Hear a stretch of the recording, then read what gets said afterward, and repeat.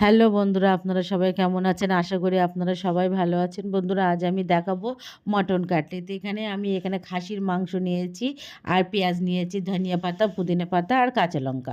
এবারে আমি একটা মিক্সচারের বাটি নিয়ে নিলাম। তার ভিতরে আমি পরিমাণ মতো ধনিয়া পাতা দিয়ে দেব, পরিমাণ মতো পুদিনা পাতা দিয়ে দেব, আর একটা দেবো পেঁয়াজ কুচি, মাঝখান দিয়ে কেটে নিয়েছি আমি পেঁয়াজটা। আর আমি দিয়ে দেবো এখানে 4টে থেকে 5টা কাঁচা লঙ্কা, আর দিয়ে দেব 1 চামচ আদা আর রসুনের পেস্ট। তোমরা চাইলে এখানে আদা রসুন ছোটো ছোটো করে টুকরো করে কেটে দিতে পারো। আমি এখানে পেস্টটাই ইউজ করেছি। এবার এটা দিয়ে আমি পিষে নেবো একটা মিক্সারের বাটির ভিতরে। দেখুন আমি এখানে তোমাদের দেখিয়ে দিলাম কীভাবে নিয়েছি, ওটা পেস্ট করে নিয়ে নেবো। এবার আমি যে কিমাটা রেখেছিলাম একটা পাত্রের মধ্যে আমি কিমাটা রেখে দিয়েছি, আর যে পেস্ট করে রেখেছিলাম ওটাও আমি এর ভিতরে দিয়ে দেবো। প্লিজ প্লিজ বন্ধুরা, তোমরা ট্রাই করো, সাবস্ক্রাইব করো আর কমেন্ট করে জানিও কেমন হয়েছে। আর এটা খেতে খুব দুর্দান্ত লাগবে, তোমরা একবার ট্রাই করে দেখো, খুব ভালো লাগবে। এবার আমি এর ভিতরে দিয়ে দেবো পরিমাণ মতো লবণ, দিয়ে দেবো একটু জিরে গুঁড়ো, দিয়ে দেবো আমি লঙ্কা গুঁড়ো। এখানে আমি কাশ্মীরি লঙ্কা গুঁড়ো ইউজ করেছি, তোমরা চাইলেই নর্মাল লঙ্কা গুঁড়ো ইউজ করতে পারো। আর দিয়েছি ধনিয়া পাউডার। এবার এটা আমি ভালো করে একটু মশলার সাথে মিশিয়ে নেব। দেখুন এভাবে একটু মিশিয়ে নেবেন। আমি এর ভিতরে দিয়ে দেবো ব্রেড ক্রাম্ব।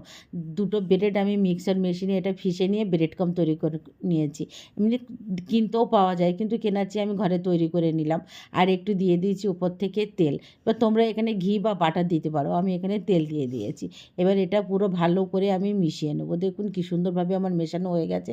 এবারে হাতে আমি একটু তেল লাগিয়ে নেব, নিয়ে একটা দলা করে নেব। একটু দলা মানে তোমার সাইজ দেখে নেবে, তোমরা যতটা গোল করবে সেরমভাবে নেবে। এবারে আমি দুটো হাতের তলায় একটু গোল গোল করে একটু হাতের চাপ দিয়ে দেখুন কি সুন্দর গোল করে নিয়েছি।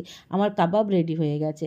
এবার আমি একটা পাত্রের মধ্যে এগুলো রেখেছি, দেখুন কি সুন্দরভাবে আমি গোল গোল করে নিয়েছি। এবার তোমাদের আমি দেখাচ্ছি একটা বাটিতে আমি 2 চামচ কর্নফ্লাওয়ার দিয়ে তারপরে একটু পানি দিয়ে গুলিয়ে নিলাম, আর একটা বাটিতে নিয়ে নিলাম আমি ব্রেড ক্রাম্ব।